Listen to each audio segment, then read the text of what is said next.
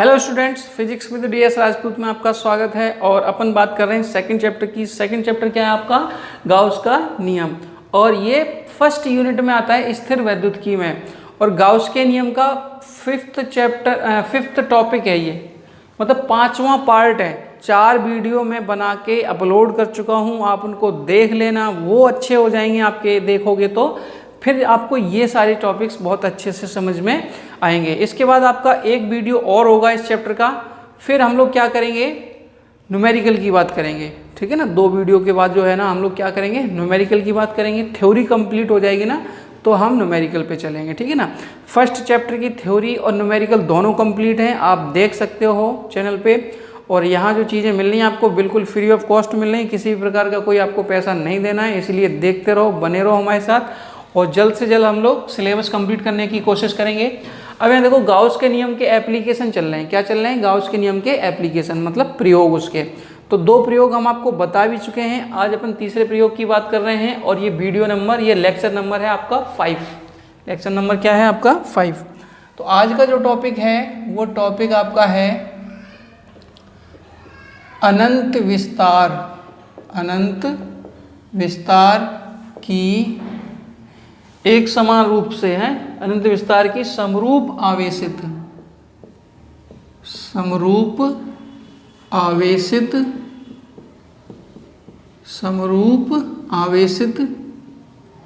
कुचालक चादर, ठीक है ना। चादर मतलब सीट सी होती है। चादर के कारण विद्युत क्षेत्र की तीव्रता। ओके, ये आज का टॉपिक है आपका अनंत विस्तार की समरूप आवेशित कुचालक चादर के कारण विद्युत क्षेत्र की तीव्रता। ये है आज का टॉपिक। मतलब एक सीट होगी क्या होगी? एक इस टाइप की कोई सीट होगी, इस टाइप की कोई सीट होगी, ठीक है ना। और हमने इसको आवेशित किया, तो कितना विद्युत क्षेत्र उत्पन्न होगा? कुछ दूरी पर कितना विद्युत क्षेत्र उत्पन्न होगा? तो हम क्या करेंगे इसमें? पहले तो आपको पता ही होना चाहिए कि भाई विद्युत क्षेत्र की जो तीव्रता है, विद्युत क्षेत्र की जो तीव्रता है वो सदिश राशि है। विद्युत क्षेत्र की तीव्रता कैसी राशि होती है? सदिश राशि होती है। और सदिश राशि को तो हम तभी सॉल्व कर सकते हैं, तभी पढ़ सकते हैं, तभी उसकी स्टडी कर सकते हैं जब हमें डायरेक्शन पता हो। क्या पता हो? डायरेक्शन। तो कभी भी किसी भी सदिश राशि को पढ़ना है तो पहले उसकी डायरेक्शन पता कर लिया करो। क्या पता कर लिया करो? डायरेक्शन, ठीक है ना। तो हम क्या करेंगे, यहाँ हमने एक सीट ले ली। क्या ले ली? एक सीट ले ली अनंत लंबाई की। कितनी लंबाई की? अनंत लंबाई। अनंत लंबाई कैसे शो करोगे? हमने यहाँ पे डॉट डॉट डॉट लगा दिया, ठीक है ना। ये हमने A B C D और हमने इसको आवेशित कर दिया। हमने इसको क्या कर दिया? आवेशित कर दिया। एक समान रूप से इसको आवेशित कर दिया, ठीक है। इस सीट को हमने क्या कर दिया? ये प्लस आवेश हमने इसको दे दिए। दिख रहे हैं क्या आपको? प्लस आवेश इसको दे दिए। और इसके सेंटर O से R दूरी पर, इसके सेंटर O से R दूरी पर, ठीक है ना। इसके सेंटर O से R दूरी पर एक बिंदु ले लिया हमने P। एक बिंदु ले लिया P। और इस बिंदु P पे हमें क्या निकालना है? विद्युत क्षेत्र की तीव्रता निकालनी है। तो हमने क्या किया? एक अल्पांश नीचे लिया, एक अल्पांश नीचे लिया। इस अल्पांश के कारण ये प्लस का है ना, ये प्लस का आवेश है। तो प्लस के आवेश की वजह से विद्युत क्षेत्र की दिशा क्या होती है? आवेश से दूर। तो इस अल्पांश के कारण विद्युत क्षेत्र की तीव्रता हो जाएगी आवेश से दूर, इस डायरेक्शन में, ठीक है ना। एक अल्पांश अगर आप ऊपर ले लो तो इसकी वजह से विद्युत क्षेत्र की तीव्रता जो होगी वो होगी इस डायरेक्शन में। इस कोण को अगर हम थीटा मानेंगे ना तो ये वाला कोण भी थीटा होगा, ये वाला कोण भी थीटा होगा, ठीक है ना। अब इन दोनों का रिजल्ट, इन दोनों का जो टोटल है वो इस डायरेक्शन में आ जाएगा। ओके, अब क्या करेंगे, ये थीटा है तो ये भी थीटा, ये थीटा है तो ये भी थीटा, तो डी का घटक करो, डी का क्या करो, घटक करो। तो डी का ये थीटा की दिशा में घटक हो जाएगा डी कॉस थीटा, और यहाँ हो जाएगा आपका डी साइन थीटा, और यहाँ डी कॉस थीटा ये हो जाएगा आपका, और यहाँ हो जाएगा नीचे डी साइन थीटा। अब आप ऐसे समझो कि जो प्लेट है ना ये ऐसे रखी है, प्लेट ऐसे रखी है, तो अब यहाँ देखो D sine theta, D sine theta, तो इसकी डायरेक्शन ऊपर है और इसकी डायरेक्शन नीचे है, तो ये दोनों के परिमाण भी बराबर हैं और दिशा विपरीत है, तो ये एक दूसरे को क्या करेंगे, निरस्त कर देंगे, एक दूसरे को क्या करेंगे, ये निरस्त कर देंगे। और D cos theta, D cos theta की डायरेक्शन सेम है, तो ये जुड़ जाएंगे, ये क्या हो जाएंगे, जुड़ जाएंगे। तो हुआ क्या, सीट अगर ऐसे रखी है तो इसकी वजह से जो चुंबकीय क्षेत्र की तीव्रता है वो ना ऊपर होगी ना नीचे होगी, सीधा सामने होगी। ये तो अपनी डायरेक्शन पता चल गई, मतलब कि अगर सीट ऐसे रखी है ना तो विद्युत क्षेत्र की तीव्रता की डायरेक्शन उधर, अगर ऐसे रखी है तो इधर, अगर सीट ऐसे रखी है तो विद्युत क्षेत्र की तीव्रता की डायरेक्शन इधर होगी, अगर ऐसे रखी है तो विद्युत क्षेत्र की तीव्रता की डायरेक्शन ऊपर होगी, नीचे भी होगी। यही चित्र हम इसको इधर भी बना सकते हैं, कोई टेंशन वाली बात नहीं है। अब हमें इसमें लगाना है गाउस का नियम, हमें क्या लगाना है इसमें, गाउस का नियम। गाउस का नियम लगाना है तो आवेश को बंद करना पड़ेगा, क्या करना पड़ेगा, आवेश को बंद। तो इसमें कोई भी आकृति से हम इसको बंद कर सकते हैं, लेकिन आपके सिलेबस में 12th स्टैंडर्ड पे इसमें वो ले रखा है बेलन, क्या ले रखा है, बेलन ले रखा है, ठीक है ना, क्या ले रखा है, बेलन। तो देखो इसका एक चित्र और हम बनाएंगे,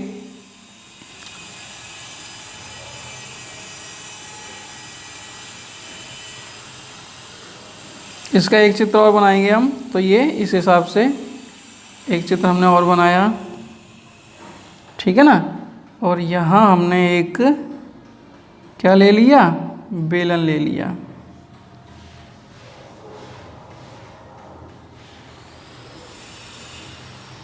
ठीक है, ये एक बेलन, और ये बेलन जो है ना सीट को, ये बेलन जो है ना सीट को, सॉरी सीट जो है ना बेलन को दो भागों में बांट रही है।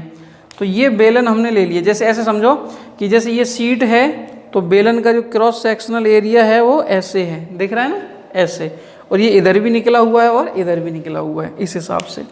तो हमने ये जो बेलन की जो लंबाई ली है ये 2r ले ली, r इधर और r इधर, तो बेलन की लंबाई क्या हो गई, 2r हो गई, बेलन की लंबाई क्या हो गई, 2r, ठीक है ना। और इस पे आवेश पहले से पटा ही हुआ था, वो आपको पता ही है पहले से ही। मेरी बातें स्लो हो रही हैं कि ज़्यादा, बता देना, अगर ज़्यादा स्लो हो रही हूँ तो हम स्पीड में आ जाएंगे, ये ठीक है ना। और ये डॉट डॉट डॉट करेंगे ताकि हमें लगे कि भाई सीट कैसी है अपनी अनंत विस्तार की, और ये बिंदु दे दिए थे हम लोगों ने ABCD। अब बेलन लिया है तो बेलन आपको पता है, जैसे ये जो मार्कर देख रहे हैं ये भी एक तरह से बेलन है। तो इसके 3 प्रकार के क्षेत्रफल होते हैं, एक तो ये वाला क्षेत्रफल आधार का, इसको बोलते हैं अनुप्रस्थ काट क्षेत्रफल, एक ये वाला, ये भी क्षेत्रफल है, ये दोनों बराबर ही होंगे, ये वाले और ये वाले, ठीक है। एक होता है इसके राउंड वाला, इसके चारों तरफ जो ये है ना, ये वाला जो क्षेत्रफल है इसको बोलते हैं वक्र पृष्ठ, इसको क्या बोलते हैं, वक्र पृष्ठ। तो हमने क्या किया यहाँ हमने इस बेलन के क्षेत्रफल को 3 भागों में बांट दिया, इस बेलन के क्षेत्रफल को 3 भागों में बांट लिया, ठीक है ना। थोड़ा सा बड़ा कर दें ताकि हम लिख पाएँ। तो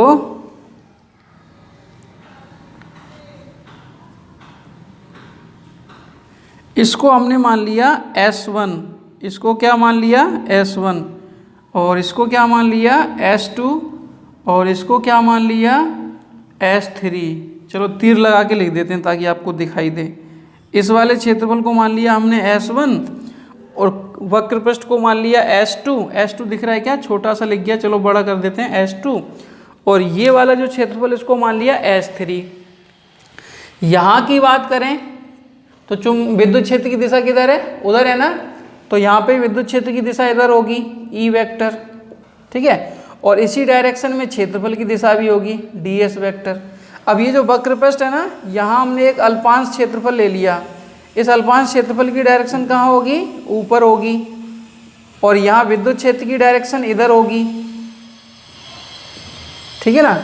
अब इधर आ जाओ, थोड़ा सा छोटा कर लेते हैं।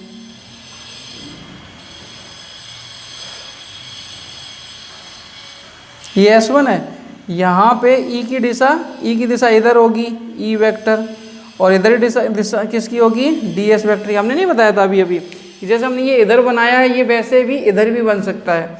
तो यहाँ विद्युत क्षेत्र की दिशा उधर, और यहाँ विद्युत क्षेत्र की दिशा इधर, इसके क्षेत्रफल की दिशा इधर और इसके क्षेत्रफल की दिशा इधर। और यहाँ अब ये जो वक्र पृष्ठ है ना पूरा, यहाँ पे भी कहीं पे भी एक जगह हमने अल्पांश ले लिया, यहाँ आप चाहो तो यहाँ ले सकते हो, यहाँ एक अल्पांश ले लिया, इस अल्पांश की क्षेत्रफल की डायरेक्शन ऊपर होगी और विद्युत क्षेत्र की डायरेक्शन इधर है, तो यहाँ कोण कितना बनेगा, 90 डिग्री का बनेगा। कोण कितना बनेगा, 90 डिग्री का बनेगा, ठीक है ना। अब इसमें करना क्या है समझो। चित्र अच्छे बने हैं क्या, मेरे चित्र अच्छे बनते हैं। अगर आपको अच्छे लगे हो तो लाइक ज़रूर करें, और वीडियो को लाइक करके इसको ज़्यादा से ज़्यादा शेयर करा करें। अब यहाँ देखो, अगर हम बात करें कि भाई रचना की, तो रचना आपको लिखनी पड़ेगी पूरा, जो भी इसकी रचना होगी। ABCD एक कुचालक चादर है, जिसके बिंदु O से R दूरी पर हमने एक बिंदु P लिया। इस बिंदु P पे क्या निकालना है, विद्युत क्षेत्र की तीव्रता। उसके लिए हमने एक S अनुप्रस्थ काट क्षेत्रफल का बेलन लिया। शीट जो है ना, बेलन को 2 भागों में बांट रही है। बेलन की लंबाई 2R है, R इधर और R इधर। ऐसे कुछ भी मतलब बना के आपको 4-5 लाइनें लिखनी होंगी, ठीक है ना। फिर हम क्या करेंगे यहाँ पे, फिर हम करेंगे भाई कि विद्युत फ्लक्स की परिभाषा से, विद्युत फ्लक्स की परिभाषा से। तो विद्युत फ्लक्स की परिभाषा क्या हो जाएगी, आपको पता ही, भाई बंद पृष्ठ है ना, बंद पृष्ठ है तो बंद के लिए क्या होगा, E vector dot DS vector. और यहाँ जो क्षेत्र है, यहाँ जो समाकलन होता है वो किसके सापेक्ष हो रहा है, क्षेत्रफल के लिए, ठीक है ना। अब यहाँ 3 क्षेत्रफल है अपने पास, S1, S2 और S3। तो ये समाकलन को भी हम 3 भागों में बांट लेंगे, ठीक है ना। सबसे पहले होगा S1 और ये हो जाएगा E ds cos थीटा। फिर होगा आपका S2 और यहाँ हो जाएगा E ds cos थीटा। फिर हो जाएगा यहाँ पे S3 E ds cos theta. Okay, S1 देखो जरा, ये S1 यहाँ है कोने में। S1 में E की डायरेक्शन इधर है और क्षेत्रफल की डायरेक्शन भी इधर है, दोनों की डायरेक्शन सेम है। तो S1 के लिए थीटा कितना हो जाएगा, S1 के लिए थीटा हो जाएगा 0 डिग्री। S1 के लिए थीटा कितना हो जाएगा, 0 डिग्री। यहाँ आ जाओ, S2 के लिए यहाँ थीटा कितना है, S2 के लिए थीटा है 90 डिग्री। S2 के लिए थीटा कितना है, 90 डिग्री। नहीं आया। अब यहाँ देखो S3 में देखो, E की डायरेक्शन उधर है और DS की डायरेक्शन भी उधर है, दोनों की डायरेक्शन सेम है। तो S3 के लिए थीटा कितना हो जाएगा, 0 डिग्री। आया कि नहीं आया। अब क्या करोगे, थीटा की जगह क्या रखोगे, 0 रखोगे। थीटा की जगह क्या रखोगे, 0 रखोगे, ठीक है ना। तो यहाँ 0 रखोगे ना, तो cos 0 का मान 1 हो जाएगा, तो ये बच जाएगा E ds। और यहाँ 90 रखोगे तो cos 90 का मान 0 होता है, cos 90 का मान 0 होता है, तो ये पूरा का पूरा 0 हो जाएगा। और यहाँ 0 रखोगे तो cos 0 का मान 1 होता है, तो ये हो जाएगा आपका S3 E ds। ओके, फिर हो जाएगा आपका फाई सफिक्स E बाहर आ जाएगा, अंदर बच जाएगा S1 ds। फिर यहाँ आ जाएगा E बाहर आ जाएगा S3 ds। S3 और S1 क्या है देखो जरा, S3 ये है और S1 ये है। मतलब S3 है ना, ये वाला क्षेत्रफल है और S1 भी ये वाला क्षेत्रफल है, और इस क्षेत्रफल को हमने S माना है। क्या माना है, S। तो यहाँ देखो ds का क्या हो जाएगा समाकलन, S1, और इसका क्या हो जाएगा, S3। और आपको पता है कि भाई दोनों के आधार के क्षेत्रफल बराबर होते हैं ना, S1 S3 बराबर होंगे तो यहाँ पे S हो जाएगा। तो ये हो जाएगा आपका फाई suffix E is equal to ES plus ES कितना हो जाएगा, 2ES। ES कितना हो जाएगा, 2ES। इसको डाल देते हैं समीकरण नंबर, इसको 1 डाल दो, इसको 2 डाल दो, ठीक है ना। यहाँ हम लोगों ने लगाई है विद्युत फ्लक्स की परिभाषा से, तो 2ES।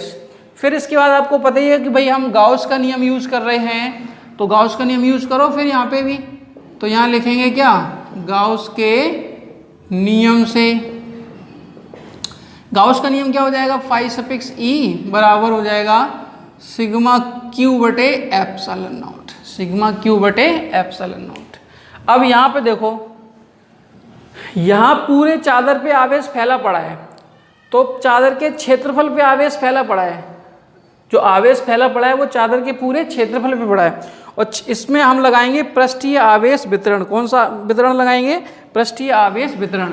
और पृष्ठीय आवेश वितरण को हम सिग्मा से दर्शाते हैं, छोटे सिग्मा से। तो छोटा सिग्मा बराबर हो जाएगा आवेश बटे क्षेत्रफल। क्षेत्रफल क्या है, एस। तो यहाँ पे सिग्मा क्यू बराबर क्या हो जाएगा, सिग्मा इंटू एस। ये जो सिग्मा क्यू है ना, इसकी जगह क्या रखोगे भाई, सिग्मा एस। तो फाई सफिक्स ई कितना हो जाएगा, सिग्मा एस बटे एप्सिलॉन 0। अब इसको डाल दो समीकरण नंबर 3। अब समीकरण 2 और 3 को देखो जरा, तो हम यहाँ लिख सकते हैं भाई समीकरण 2 व 3 से। तो ये हो जाएगा आपका कितना, 2ES बराबर सिग्मा एस बटे एप्सिलॉन नॉट। नहीं समझे, देखो 2 की और 3 की LHS बराबर है ना, इधर देखो 2 की और 3 की LHS बराबर है ना, तो RHS भी बराबर होगी। तो ये S और S कट जाएंगे, तो E बराबर बच जाएगा सिग्मा बटे 2 एप्सिलॉन नॉट, सिग्मा बटे 2 एप्सिलॉन नॉट। आई थिंक आपको ये समझ में आया होगा। अब यहाँ देखो E के मान में, E के फॉर्मूले में R नहीं है, स्मॉल r है क्या, स्मॉल r नहीं है। जब स्मॉल r नहीं है तो क्या करोगे, बोलो भाई, जब स्मॉल r नहीं है तो क्या करोगे, मतलब ये हुआ कि ये स्मॉल r पे डिपेंड नहीं कर रहा। मतलब कितनी भी दूरी ले लो, अगर सीट है, चादर है, तो उससे कितनी भी दूरी ले लो, विद्युत क्षेत्र यही होगा, क्योंकि वो दूरी पे डिपेंड ही नहीं कर रहा। अब यहाँ अगर हम इसका सदिश रूप लिखेंगे, क्या लिखेंगे, इसका सदिश रूप लिखेंगे, तो आप ऐसे समझो E पे वेक्टर लग जाएगा, और यहाँ R तो है ही नहीं, R नहीं है, तो हम यहाँ क्या लगाएंगे, एन कैप। क्या लगाएंगे, अच्छा भाई एन कैप क्या है, एन कैप जो है ना क्षेत्रफल की डायरेक्शन बताती है। सीट ऐसे रखी है ना, तो इसका क्षेत्रफल की दिशा किधर होगी, इधर होगी, और चुंबकीय विद्युत क्षेत्र की भी दिशा इधर ही है, दोनों की दिशा सेम हो गई, तो हम यहाँ एन कैप यूज कर सकते हैं। फिर इसके बाद अगर आपको ग्राफ बनाना हो इसमें, तो आपको पता ही है कि भाई R पे डिपेंड तो कर ही नहीं रहा, ये R पे डिपेंड तो ये कर ही नहीं रहा। तो अगर हम R और E के बीच में ग्राफ बनाए ना, तो एक सीधी रेखा आएगी। कैसी रेखा आएगी, एक सीधी रेखा आएगी। तो इस हिसाब से हम निकाल सकते हैं। अब ये सीट कैसी है, सीट आपकी कुचालक है। सीट कैसी है, कुचालक। कुचालक मतलब नॉन कंडक्टर, मतलब चालक नहीं है, ठीक है ना। तो इसकी वजह से जो विद्युत क्षेत्र की तीव्रता आएगी, तो वो होगी सिग्मा बटे 2 एप्सिलॉन नॉट। कितनी होगी, सिग्मा बटे 2 एप्सिलॉन नॉट। देखो इसको दिख रहा है क्या आपको, हाँ भाई पूरा दिख रहा है, और बेस्ट से बेस्ट दिख रहा है, ठीक है ना। नोट कर लो इसको जल्दी से। अब हम लोग बात करते हैं इसी टॉपिक का। एक सेम डेरिवेशन है, थोड़ा सा अलग है, और उसमें कुछ नहीं करना, सेम हेडिंग भी है, अनंत विस्तार की समरूप आवेशित चालक प्लेट के कारण विद्युत क्षेत्र की तीव्रता। इससे पहले में जो प्लेट थी वो कुचालक थी। कैसी थी, कुचालक, ठीक है ना। और इसमें प्लेट कैसी हो गई, अब प्लेट चालक हो गई। तो चालक प्लेट और कुचालक प्लेट में फिर अंतर क्या है, अंतर ये है कि चालक प्लेट में क्या होता है कि आवेश पृष्ठ पे आ जाते हैं। चालक प्लेट में क्या होता है, आवेश पृष्ठ पे आ जाते हैं, और कुचालक प्लेट में क्या होता है कि जहां आप आवेश रखोगे वो आवेश वहीं रखा रहेगा, ठीक है ना। अब जैसे मान लीजिए, ध्यान से सुनना, चालक प्लेट को थोड़ा सा हम अलग तरीके से बनाएंगे कि अगर सेम बनाएंगे तो कुछ जचेगा नहीं। जैसे मान लीजिए कि ये कोई प्लेट है, चालक प्लेट है, ठीक है। ये खाली जगह देख रहे हो ना, सफ़ेद सफ़ेद ये पन्नों वाली बुक की, ये खाली जगह ना मटेरियल है, मतलब ठोस है। तो अब जैसे आप यहाँ आवेश बांटोगे तो आवेश इस पृष्ठ पे ठहर जाएगा और इस पृष्ठ पे ठहर जाएगा, बीच में नहीं होगा आवेश। ये चालक की प्रॉपर्टी होती है। चालक को जो आवेश आप देते हो वो उसके पृष्ठ पे आएगा। जैसे मान लो कि एक प्लेट ये है ऐसे, ठीक है, ये कोई प्लेट है और ये क्या है, अचालक है। प्लेट कैसी है, अचालक कह दो या कुचालक कह दो। अगर आप इसको आवेश दोगे ना, तो जैसे ये आवेश दिया, यही रखा रहेगा, फिर दो, फिर ये यहीं रखा रहेगा। मतलब आवेश आपके ऐसे बटेंगे, ठीक है ना। और यहीं अगर ये चालक प्लेट होती, कैसी प्लेट होती, चालक, अगर ये चालक प्लेट आ जाए तो फिर जो आवेश दोगे आप वो इसके पृष्ठ पे फैलेंगे। कहाँ फैलेंगे, इसके पृष्ठ पे फैलेंगे, ऐसे, समझ गए, ऐसे। तो ये चालक है और ये अचालक या कुचालक है, तो वो कंडीशन है। अब ये जो है ना, इसी को हम थोड़ा सा बड़ा करके बना देते हैं। ये जो प्रोसेस देख रहे हैं ना, इसको हम थोड़ा सा बड़ा करके बना देते हैं। कैसे, ऐसे,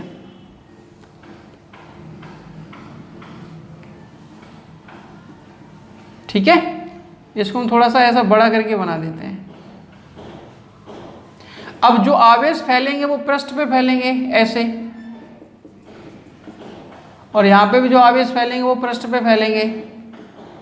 कोई दिक्कत, इसी को थोड़ा सा चौड़ा करके बना दिया, ये देख रहे हैं ना इसको, ओके। अब क्या करेंगे, डायरेक्शन तो हमें पता ही है, सीट की वजह से विद्युत क्षेत्र इधर ही आएगा अगर सीट ऐसे रखी है तो, ठीक है ना। तो यहां हम क्या बना रहे हैं, बेलन बना रहे हैं। क्या बना रहे हैं, बेलन।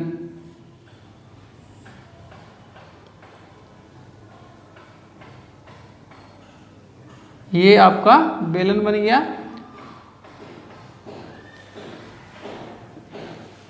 अब यहां देखो, इसके अंदर तो आवेश है ही नहीं, इसके अंदर तो आवेश है ही नहीं, तो होगा क्या, इसको मान लो S1, इसको मान लो S2 और इसको मान लो S3। S3 आप चाहो तो तीर एरो लगा के बाहर दिखा सकते हो, ये आपका S3 हो गया। अब यहाँ पे जो विद्युत क्षेत्र की दिशा होगी वो इधर होगी E, और इसी डायरेक्शन में क्या होगा, DS होगा। DS मतलब क्षेत्रफल, और हमने कहा था क्षेत्रफल की जगह आप DA भी ले सकते हो। क्या ले सकते हो, DA ले सकते हो, ठीक है ना। फिर इसके बाद अपन बात करते हैं S2 वाले पे। तो यहाँ मान लो अगर आप एक अल्पांश ले लो, यहाँ एक अल्पांश ले लिया, ये इस अल्पांश की क्षेत्रफल की दिशा ऊपर हो जाएगी, और यहाँ दिशा क्या हो जाएगी, यहाँ ये विद्युत क्षेत्र की दिशा हो जाएगी। अब अंदर कोई आवेश नहीं है ना, अंदर कोई आवेश नहीं है, तो विद्युत क्षेत्र क्या होता है, जीरो। सीट अगर अनंत लंबाई की तो थोड़ा सा डॉट डॉट डॉट कर दो, और इसको नाम दे दो ABCD, ठीक है ना। तो इस हिसाब से चित्र बनेगा। बाकी सॉल्यूशन देखो सेम है, थोड़ा सा अंतर है। क्या अंतर है वो मैं आपको बताता हूँ। यहाँ आ जाओ, विद्युत फ्लक्स की परिभाषा से वही प्रोसेस है। ये फॉर्मूला लगाया, इस फॉर्मूला लगाने के बाद इसको तीन भागों में बांटेंगे, S1, S2 और S3। अब यहाँ देखो S1 कहाँ है, अंदर, S1 कहाँ है, अंदर, और अंदर विद्युत क्षेत्र की तीव्रता कितनी है, 0। तो यहाँ हमें थीटा से कोई मतलब नहीं है, यहाँ पे E का मान 0 हो रहा है, यहाँ पे E का मान 0 हो रहा है। और फिर S2 में थीटा 90 है, S3 में थीटा 0 है। अब यहाँ E का मान 0 है ना, तो यहाँ E का मान 0 रखोगे तो ये पूरा पद 0 हो जाएगा, ये पूरा पद 0 हो जाएगा, समझ गए। और ये पूरा पद 0 हो जाएगा ना, तो ये एक ही पद बचा, ये वाला एक ही पद बचा, एक पद बचा। तो यहाँ आपका ES हो जाएगा। चाहो तो S3 कर लेना एक बार, और S3 की जगह क्या लिख देना, S। तो ये ES बचेगा, केवल क्या बचेगा, केवल ES बचेगा, ठीक है। जब ये ES बचेगा तो फिर यहाँ 2ES की जगह हम ES ही लेंगे। समीकरण नंबर इसको क्या दे देंगे, 2। तो यहाँ जो 2ES लिया था ना, उसकी जगह क्या लेंगे, ES लेोगे तो फिर ये 2 नहीं आएगा, फिर ये 2 नहीं आएगा, ये इसका डेरिवेशन हो जाएगा। सेम टू सेम ही है, बस इसमें 2 नहीं आया। अब आपको पता चल गया होगा कि भाई अगर कुचालक प्लेट है, कैसी प्लेट है, कुचालक, तो E का मान आ जाएगा आपका सिग्मा बटे 2 एप्सिलॉन नॉट। और अगर चालक प्लेट है तो E का मान आ जाएगा सिग्मा बटे एप्सिलॉन नॉट। E का मान क्या आ जाएगा, सिग्मा बटे एप्सिलॉन नॉट, ठीक है ना, कोई दिक्कत। अब यहाँ एक नोट पॉइंट और है, एक अच्छी सी चीज़ मैं आपको बताता हूँ। 12th स्टैंडर्ड पे आपको ऐसे ही समझाएंगे, चालक है कि कुचालक है, लेकिन कंपटीशन में एक प्रोसेस और होता है, वो हम आपको बताते हैं। अगर मान लीजिए ये प्लेट कैसी हो, अचालक हो, ये प्लेट कैसी हो, अचालक हो, तो इस पे आवेश ऐसे बटेगा, इस पे आवेश ऐसे बटेगा, ठीक है ना।